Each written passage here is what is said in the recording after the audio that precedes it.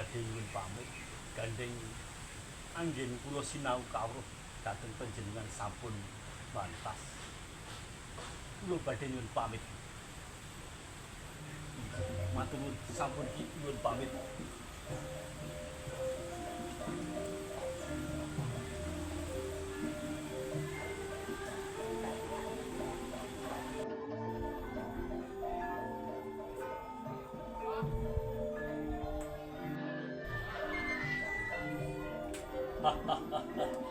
Ora keciwa.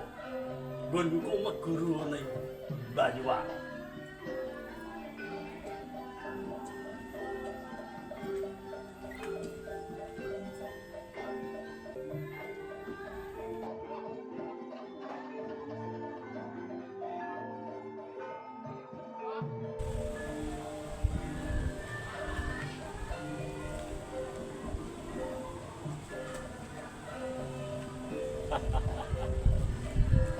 Wis, aku njaluk pamit ya. Iya.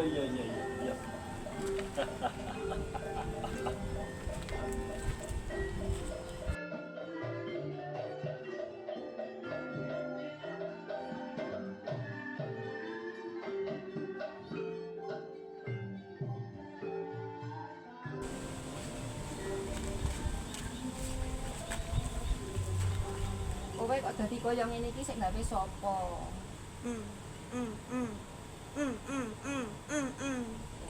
Oh, sapa jenenge? Sapa? Pabelan. Oh. Ya wis saiki. Ayo.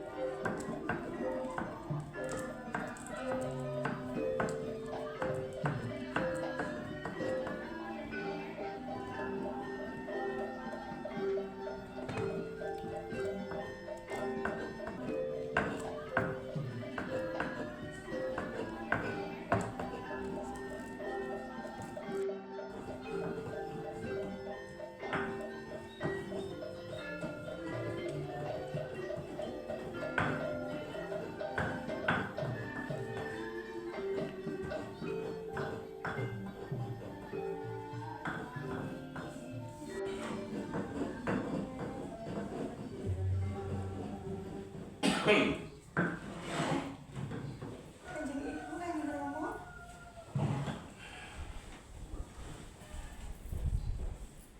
Praktis, lagi apa kowe, Nduk? Niki kula nembe damel rujak Rama. Rujak. Leres Wanita awan-awan gawe rujak. Kenapa? nggih namung pengen dalek yang seger-seger mawon kok Rama. Nyi, Dalem Kang Mas. mbok yo kowe sing mulat sarira. Duwe anak wedok awan-awan gawe lotes sing seger-seger ana pelem nom bareng. Mbok yo ditakoni. Piye to nek janjane iki awakmu iki? Tak sawang-sawang saben awan kok mesti gawe seger-seger, gawe rujak, gawe kecut-kecutan kabeh iki. Ana apa janjane iki? Nggih kula namung pengen mawon Ibu.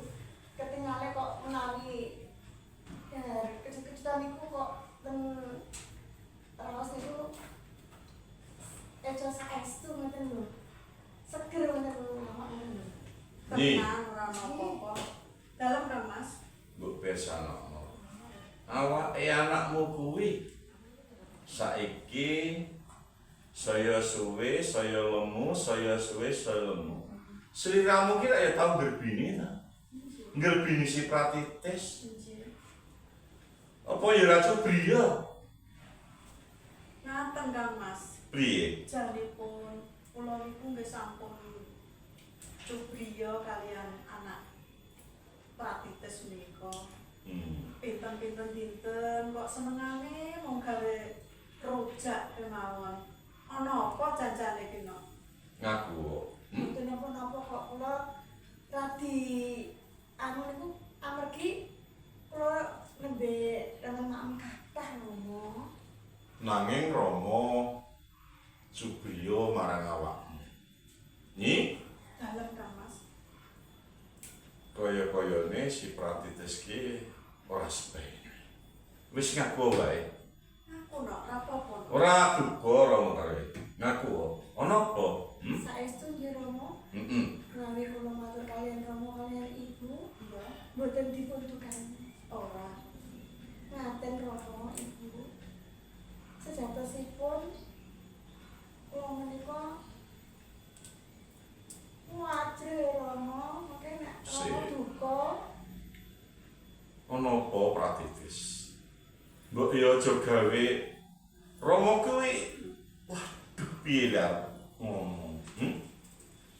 Ana apa Pratitis? Matur sik bloko Pratitis. kula menika nembe ngandhut Rama. Injih Bu. Anake demam sing durung tau dadi manten malah gerbini. Nyi, Dalem Kang Mas. piye nggonmu gula wentah kuwi? Janipun kula nika nggih sampun boten kirang-kirang anggenipun bretai kalian Pratitis menika. Ning kedadiane kaya ngene nyi. Terus pundi menika Kang Mas? Terus sapa sing tumindak? Sapa? Nika Rama Kang Mas Raden Pabelan Rama. Pabelan. Injih. Ono wae. Pabelan. Wis ngene. Nih, Injih Kang Mas. damar mancung simpet. Ayo. Saiki sowan ngene Kakang Tumenggu Mayang. Nak yen ki si Pabelan. Ayo, kowe Pratitis yo melu. Sakmenika Kang. Ayo.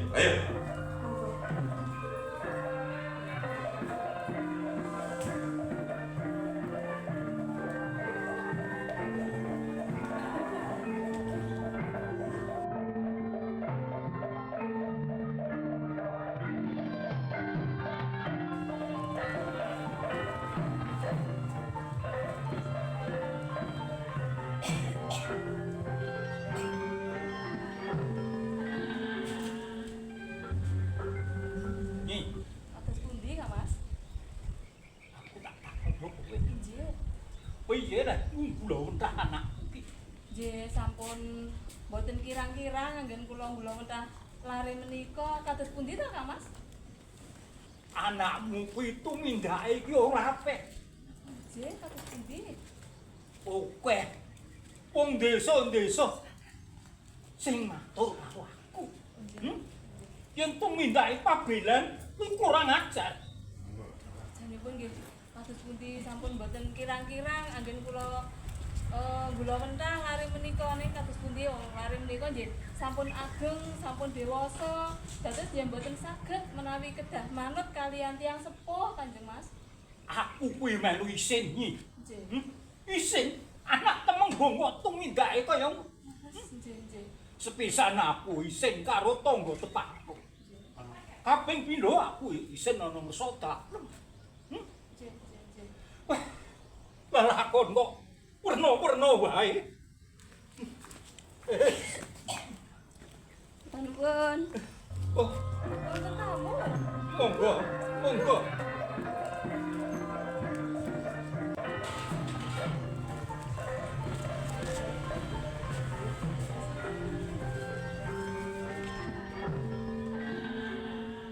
Sasampunipun lenggah ingkang prayogi ngaturi sugeng rawuh panjenengan.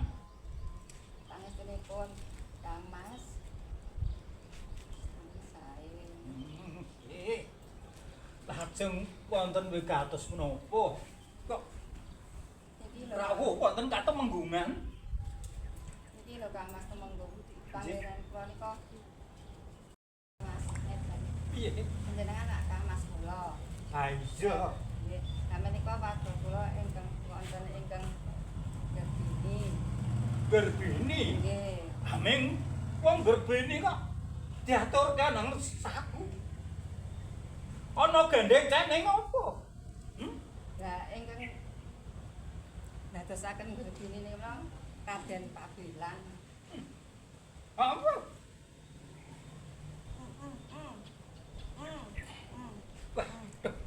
Piye nyi? Bocah kaya ngono. Wis. Ora jengane mirang-mirang ke wong tuwa to nyi. Nyi. Saiki ngene. Perkara bocah kuwi sing garbini kuwi tanggung jawabe aku. Oh, ngoten Kang. Tanggung jawabku. Terus kau bunyi. Cunduk ngopi. Nek no bocah. Nggih. Anggo sangu. Heeh. Matur nuwun Kang Mas. Iya, ayo ming puisike kapan Kak? Aku bakal rawuh ndono. Oh, nggih. Matur nuwun. Wis. Lakone papinan. Kok koyo ngono ya? Nuwun Kang Mas. Oh, monggo monggo.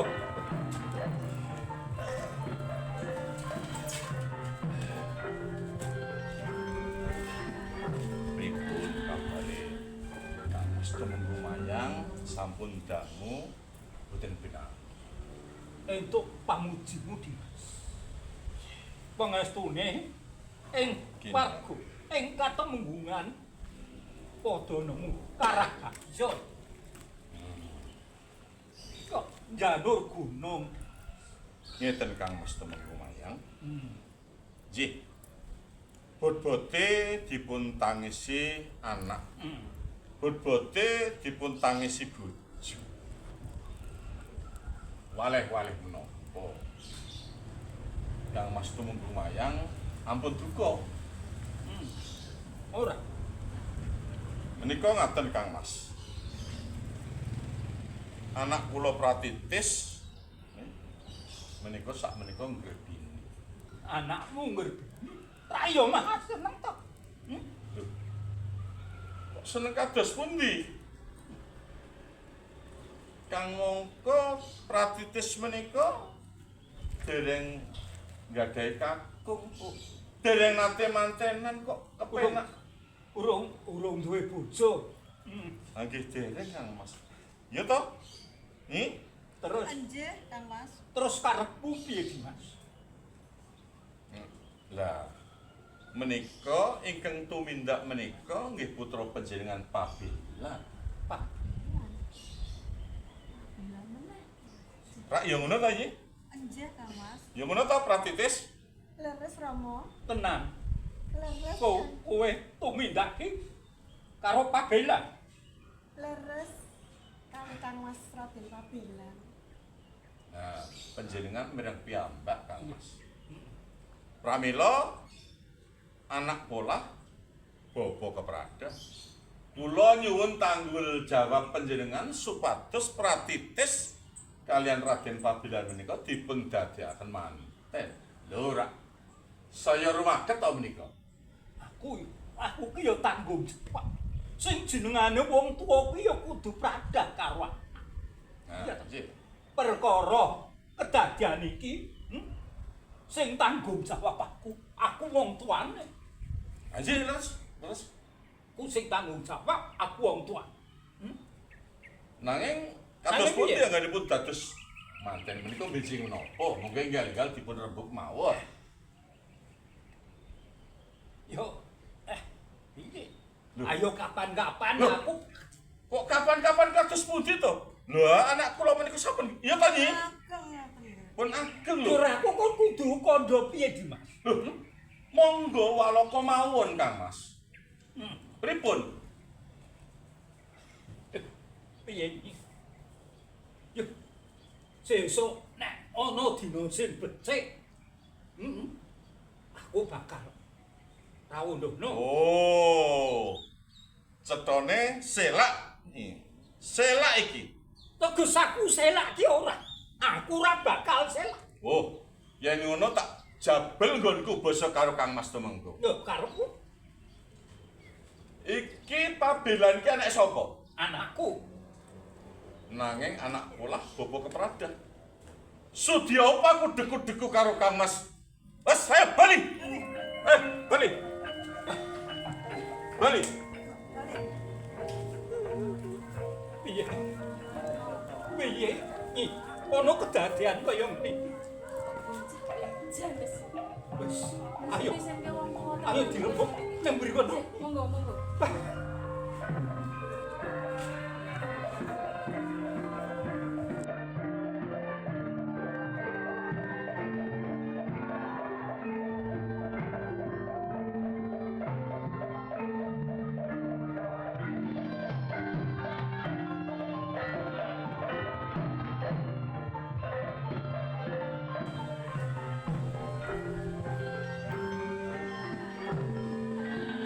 Kula ingkang sowan. Iki Pak Ben. Injih. Akeh kowe tak timbal. Injih. Wonten pikantos punapa? Dene bapa nimbali dhateng kula, Bapak. Kudune kowe tak timbali wis krasa. Wis krasa. Krasa kaluputmu. Lepat. Iya. Lepat ingkang kados pundi, Bapak? Oh. Kowe jek kombita. Mongko luputmu wis kok kempet kok indit. Dipun kempit, dipun kepun indit. Kula menika lepat punapa, Bapak? Pak Bilen, Injih. aku ki saben dina ana takmu. Sing wigatine kepengin njaluk tanggung jawabmu. Tanggel Jawa. Tanggel Iya. Jawa ingkang pundi? Saben ana wong wadon metu mergo bobot mergo kowe. Ana wong tuwa bobot mergo kowe. Nanging Bapak, nyuwun Piye? pangapunten. Menika sanes lepat kula. Lho kok kudu lupa Kula menika malah tetulung dhateng para wanita menika. tetulung. Injih. Awit ngeten, Bapak. Piye? Para wanita menika pancen saestu badhe pengin wiji kula. Para wanita menika sampun nelakaken katresnan dhateng kula. Punapa boten eman-eman? Punapa boten mesake menawi boten kula ladeni, Bapak? Pabelan. Injih, kados pundi, Bapak? Kowe kuwi bocah bagus. Sing jenenge wong bagus iki aja kok dol murah. Saben wong kok tawani, saben wong kok tawani. Lajeng kersanipun Bapak? Saiki ing kraton Pajang ana putri Kedaton. Putri pinilih yen perlu ayu. Kula kedah numpak pager keputren, ngrimuk denayu Sekar Kedaton. Ngoten lho kersanipun Rama. Iya, Menawi katen kula nyuwun pamit, kula sagahi. sago. Nyuwun pamit Rama. Iya. Ambahi pangestu Rama. Rama ya. Remah. Ya. Muga-muga pabelan lakon penjaga. Ya.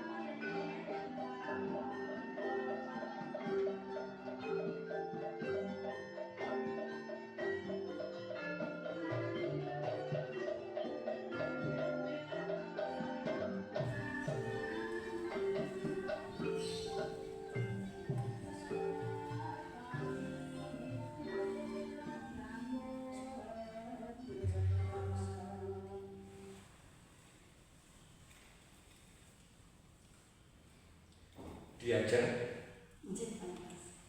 apa pegawean buli apa serah. Nggih, Kang Mas. Sampun cemawis mbok menangi Kang Mas badhe njuk menika dahar sampun cemawis. Kula atur sing pangabekti Kang Mas. Yo, pangabekti tak tampa Diajeng. Ora luwih pangestu kowe tampan. Nggih, Pak. Ngene Diajeng.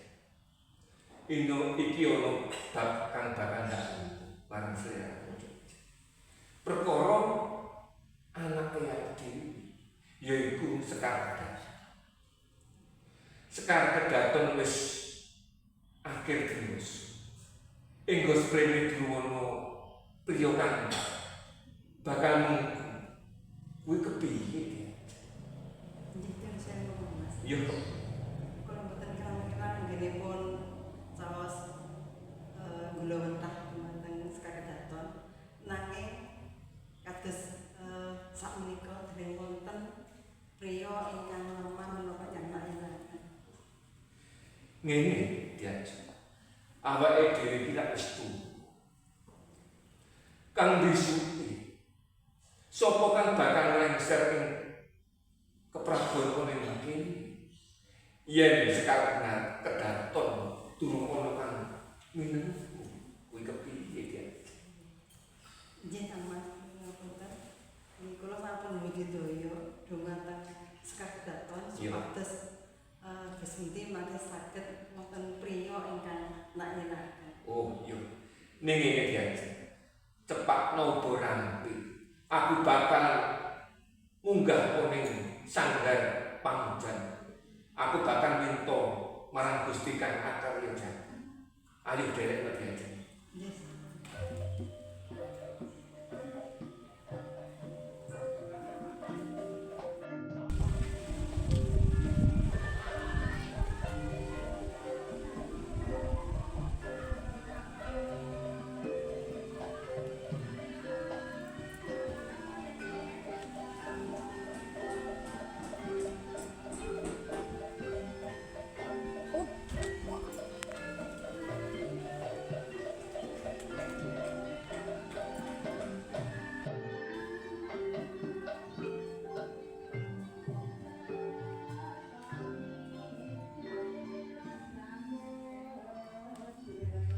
Diajeng. Kepiye? Ananing Sekar Kedaton. Wis ana kabul kausan. Yo ngapunten Kang Mas. Ya, Kang. Durung. Dereng kasih. Apa iki sing diarani kena sing kuning denda Kang Akarya Jagat. Enggo sprene Sekar Kedaton durung ana kang ngayunake, durung ana sing lanang. Nyuwun ngapunten Kang Mas. Iya. Ingkang sabar mawon Kang. Oh iya iya. Sinuwun, sinuwun. Yo, Lha sowan sinuwun. Yo, kepiye Prajurit? Nyuwun pangapunten, wong kula wonten jawi mawon sinuwun. Tak parangake lho.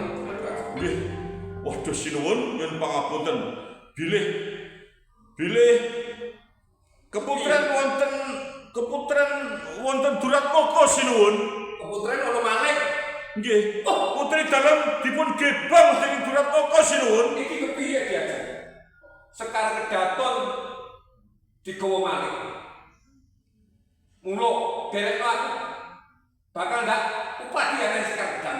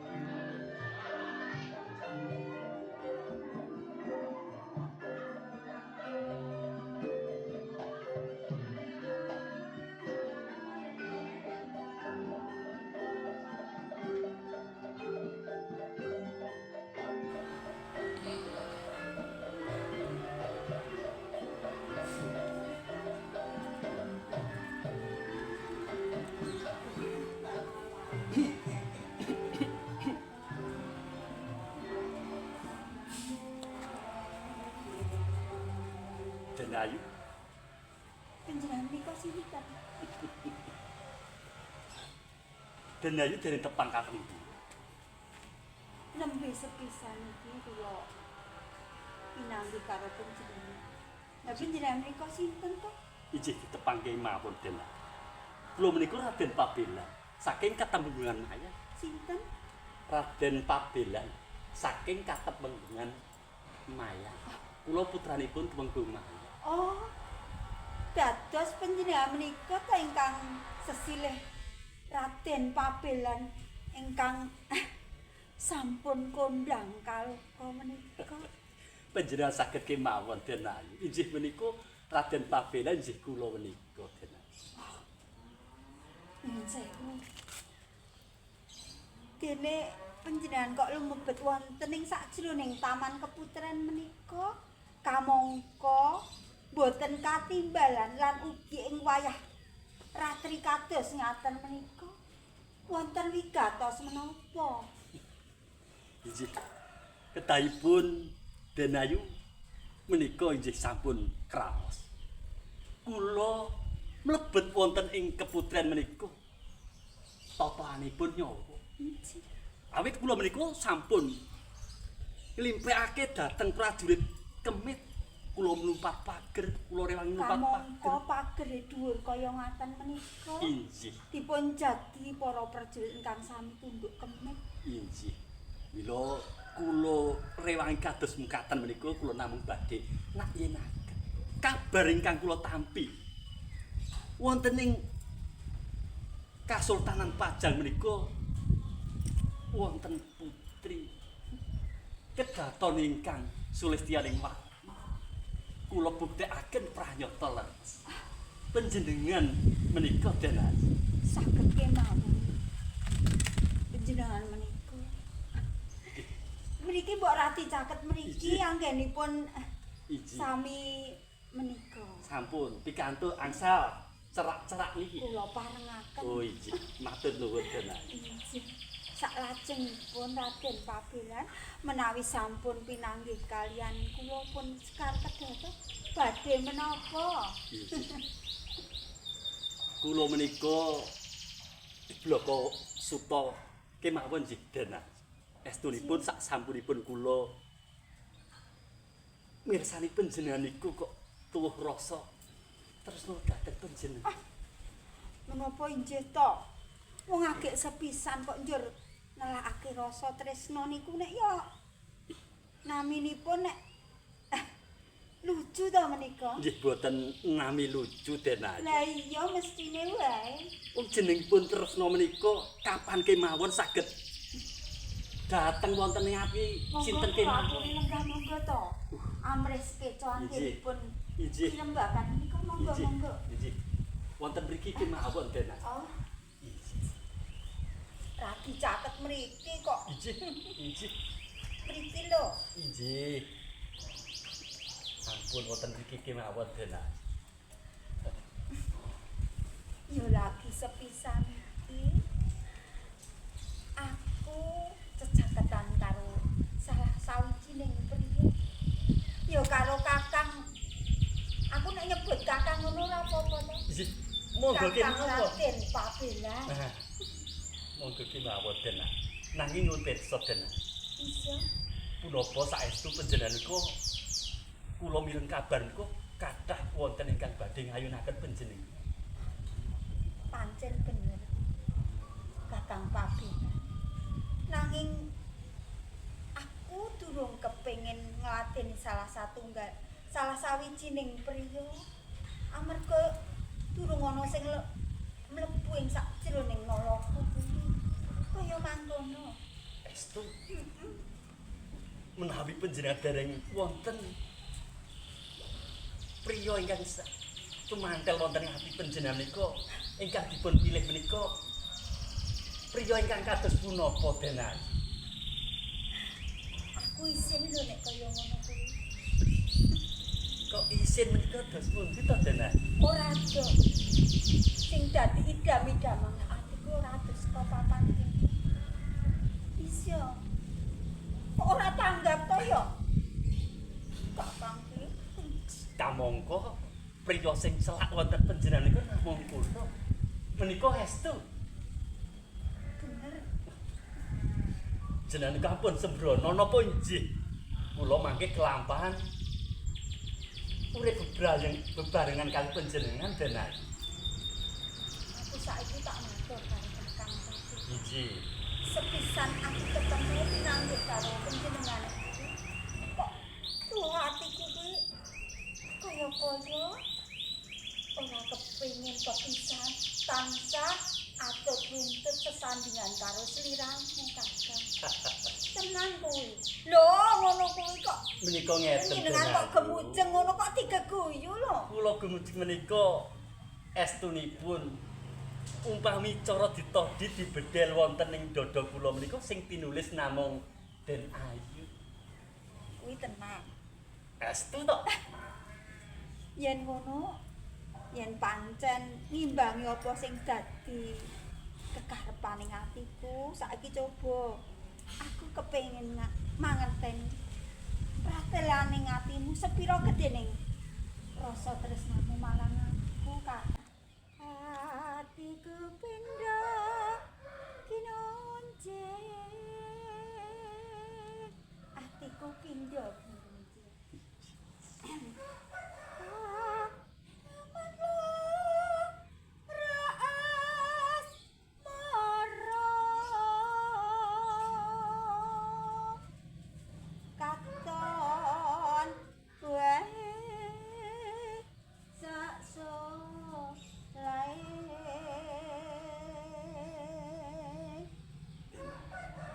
Sampang papelan Manah kula dasar priya kang utama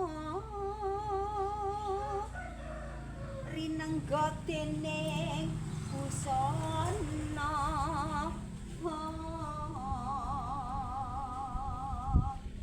pantes dadi katresnanku bareng mukti jroning tresna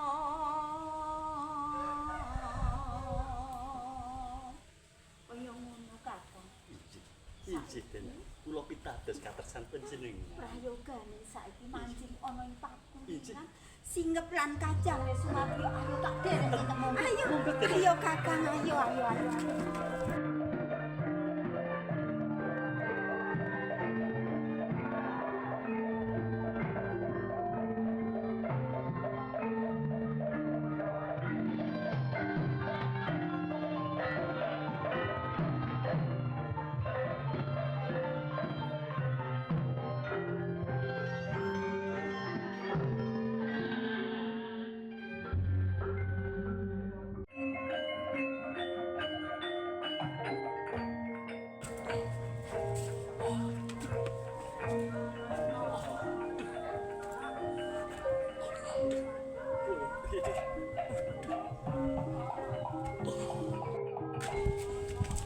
Yo, so, kebong, so. Ayo, yo.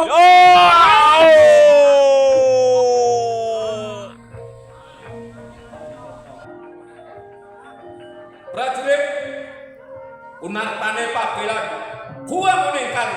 Yeay.